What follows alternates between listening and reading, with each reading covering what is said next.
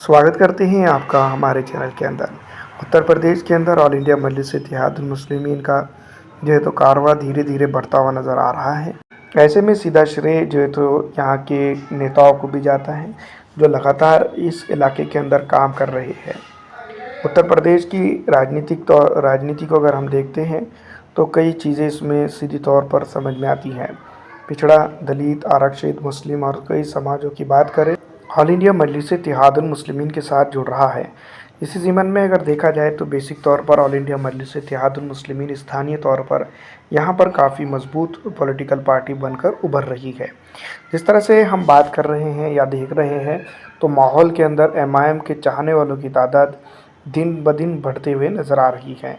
इसी ज़िमन में कई एक नेता समाजवादी पार्टी हो, कांग्रेस पार्टी को और कई अन्य जो तो पॉलिटिकल पार्टियों को छोड़कर ऑल इंडिया मजलिस इत्तेहादुल मुस्लिमीन के साथ जो है तो इस इलाके के अंदर जुड़ते हुए नज़र आ रहे हैं। हम बात करते हैं पिछड़ा, दलित, आरक्षित, मुस्लिम समाज की, तो ऑल इंडिया मजलिस इत्तेहादुल मुस्लिमीन उत्तर प्रदेश के अंदर एक बड़ी और मजबूत पॉलिटिकल पार्टी जो तो इस वक्त बनते हुए उभर रही है। दूसरी तरफ ये भी बात समझने की ज़रूरत है कि ऑल इंडिया मजलिस इत्तेहादुल मुस्लिमीन की तादाद, चाहने वालों की तादाद लगातार बढ़ रही है और स्टेज के ऊपर अगर देखा जाए तो कई बड़े नेता अब देखने को मिल रहे हैं। पूर्व सांसद, पूर्व विधायक और पूर्व नेता का ऑल इंडिया मजलिस इत्तेहादुल मुस्लिमीन में शामिल होना यह अपने आप में बहुत बड़ी जो तो राजनीतिक पकड़ और राजनीतिक उत्तराधिकारी के तौर पर उत्तर प्रदेश के अंदर बन रही है। विधानसभा चुनाव की अगर बात करें तो 2027 के अंदर विधानसभा चुनाव होने हैं। इसकी तैयारियां ऑल इंडिया मजलिस इत्तेहादुल मुस्लिमीन पूरी ज़ोरों शोर से करते हुए नज़र आ रही हैं।